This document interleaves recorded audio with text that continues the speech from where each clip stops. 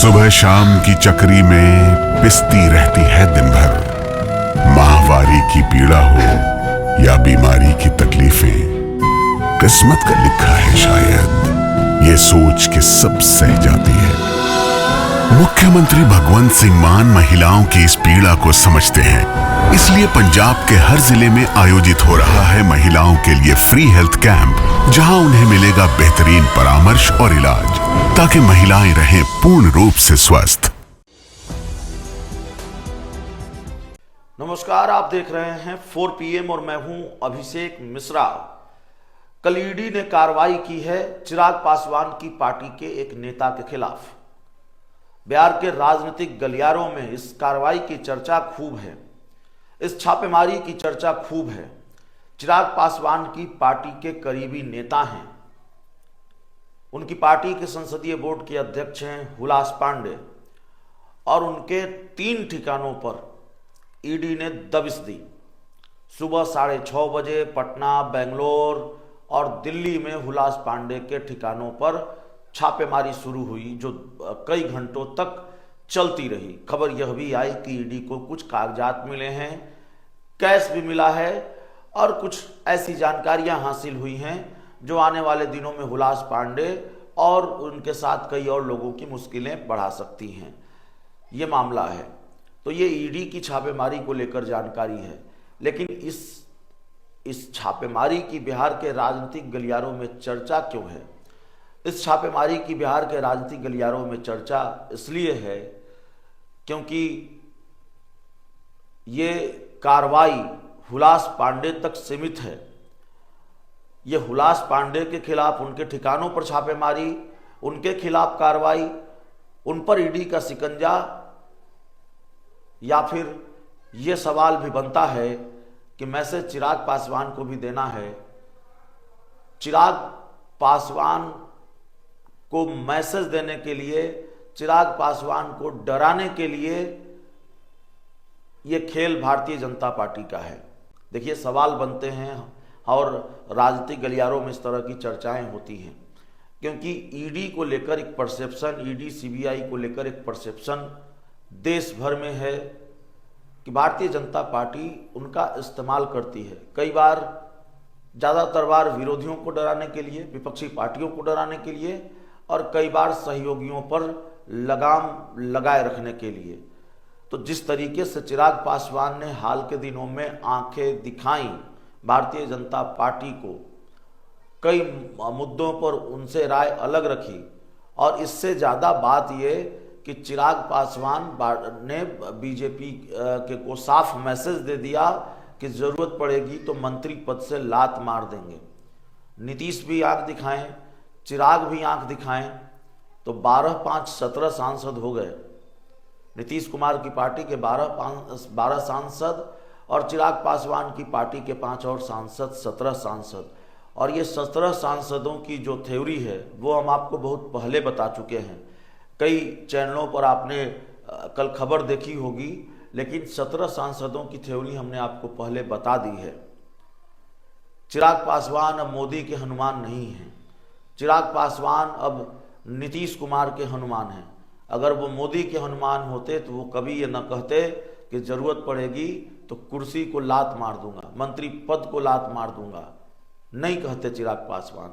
चिराग पासवान को ये मालूम है कि फायदा नीतीश के साथ रहने में है, फायदा नीतीश से दोस्ती बनाकर रखने में है, और नीतीश के साथ दोस्ती सलामत रही तो बहुत कुछ हासिल होगा, और हासिल बिहार में करना है। 5 सांसद और केंद्र का मंत्री पद, इससे उनकी पार्टी नहीं चलने वाली, इससे उनकी राजनीति की गाड़ी बहुत दूर तक आगे नहीं जाने वाली। चिराग पासवान को किंग मेकर बनना है, चिराग पासवान को बिहार का मुख्यमंत्री बनना है, चिराग पासवान को 2025 के विधानसभा चुनाव में 40-50 सीटें चाहिए, और इतना सब कुछ चाहिए तो ये बीजेपी के भरोसे होगा नहीं, ये नीतीश कुमार के भरोसे होगा। ये नीतीश कुमार दिला सकते हैं, या नीतीश कुमार को भरोसे में रखकर नीतीश कुमार से दोस्ती करके ये हासिल किया जा सकता है। नीतीश कुमार चाहें तो ये हो सकता है, और नीतीश कुमार न चाहें तो ये बिल्कुल नहीं हो सकता। चाहे चिराग पासवान मोदी के हनुमान बने रहें, तो जाहिर तौर पर चिराग पासवान ने अपनी रणनीति तय की है। चिराग पासवान और नीतीश कुमार के बीच नज़दीकियां, जिस तरह से खबर कि नीतीश झटका दे सकते हैं, घटनाक्रम उस तरफ इशारा करते हैं। और उसके बाद भारतीय जनता पार्टी को ये डर कि नीतीश झटका दे तो दे, चिराग भी कहीं नीतीश के साथ हो लिए तो 17 सांसदों का समर्थन छिटक जाएगा।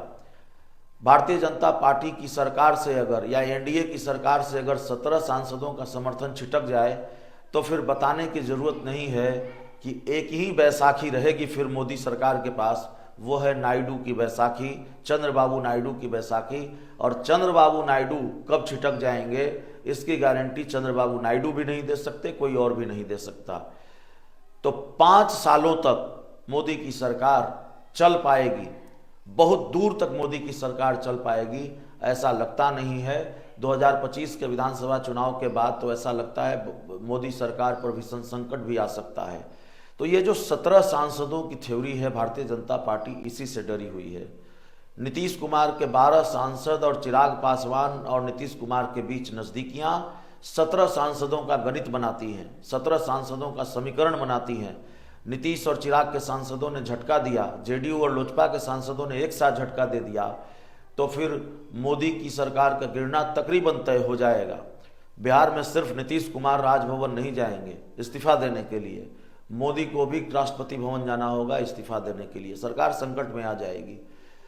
तो चर्चा यह है कि चिराग पासवान को डराने के लिए उनके करीबी नेता पर ईडी का शिकंजा कसा गया है। और चिराग पासवान डरेंगे कि नहीं डरेंगे? चिराग पासवान विधानसभा चुनाव में ज़्यादा बड़ा मुंह न खोल पाए, चिराग पासवान 40-50 सीटों की डिमांड न कर दें। आज ही उनकी पार्टी के एक नेता से हमारी बात हो रही थी, हमने कहा 25-30 सीटों पर मानेंगे, उन्होंने कहा सवाल कहाँ बनता है। तो 25-30 सीट पर नहीं मानेंगे, स्ट्राइक रेट के हिसाब से सीट चाहिए। और इसीलिए चिराग पासवान लगातार दबाव भी बना रहे हैं, प्रेशर भी बना रहे हैं, आंख भी दिखा रहे हैं। अभी हाल ही में एनडीए की बैठक में वो शामिल नहीं हुए, उनकी पार्टी का कोई दूसरा प्रतिनिधि भी एनडीए की बैठक में शामिल नहीं हुआ। वो बैठक जो जेपी नड्डा के आवास पर थी दिल्ली में, तो जाहिर तौर पर अंदर अंदर बहुत कुछ चल रहा है। और चिराग पासवान की पार्टी के एक नेता से बात हो रही थी, उन्होंने बहुत गोलमोल जवाब दिया। उन्होंने कहा संयोग हो सकता है, न चिराग गए न चिराग पासवान की तरफ से कोई प्रतिनिधि गया, ये संयोग हो सकता है, राजनीति में इतने संयोग होते नहीं हैं। उधर नीतीश कुमार कल दिल्ली जा रहे हैं, दिल्ली के लिए नीतीश कुमार रवाना हो रहे हैं। अब दिल्ली में उनकी मुलाकात किससे होनी है, कहाँ होनी है, दिल्ली में नीतीश कुमार क्या गुल खिलाएंगे, तो दिल्ली पर नज़र रहेगी, नीतीश कुमार पर नज़र रहेगी। बहुत कुछ हो रहा है बिहार की राजनीति में, और ये जो हो रहा है वो नया नहीं हो रहा है।